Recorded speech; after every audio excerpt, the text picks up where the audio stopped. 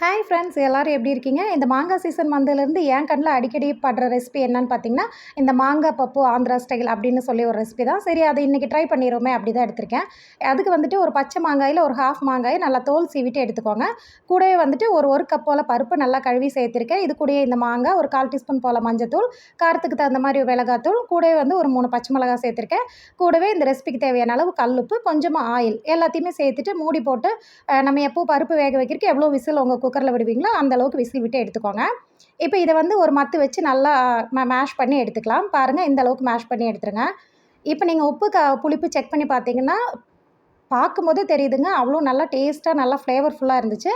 இப்போ ஒரு பேன் வச்சு ஹீட் பண்ணிக்கிட்டுக்கோங்க. ஆயில், கடுகு, கருவேப்பிலை, சீரகம் அண்டு காஞ்ச மிளகாய், பெருங்காயத்தூள் எல்லாத்தையுமே சேர்த்துட்டு நல்லா தாளித்து கொட்டிடுங்க. உண்மையிலேயே சொல்கிறேங்க, ஈஸி, டேஸ்டி அண்ட் வந்து சிம்பிள் ரெசிபி. ரொம்ப ரொம்ப டேஸ்ட்டாக இருந்துச்சு. டைம் இல்லாதப்போ ஈஸியாக இந்த ரெசிபி செய்யணும் அப்படின்னிங்கன்னா கண்டிப்பாக செஞ்சிடலாம். டோட்டலாக 10 நிமிஷம் மட்டும் போதுங்க. மாங்காய் சீசன் இருக்கும்போதே செஞ்சு பாருங்கள். மாங்காய் மட்டும் கொஞ்சம் புளிப்பாக இருக்கிறதா எடுத்துக்கோங்க. அவ்வளோதாங்க. இந்த ரெசிபி பிடிச்சிருந்ததுன்னா கண்டிப்பாக ஒரு லைக் கொடுத்துருங்க. அப்படியே நீங்களும் ட்ரை பண்ணி பாருங்கள். நம்ம சேனலை ஃபஸ்ட் டைமாக பார்க்குறவங்க நம்ம சேனலாக வந்து சப்ஸ்கிரைப் பண்ணி ஃபாலோ பண்ணுங்கள். நெக்ஸ்ட் வீடியோவில் பார்க்கலாம். தேங்க்ஸ் ஃபார் வாட்சிங். பாய்.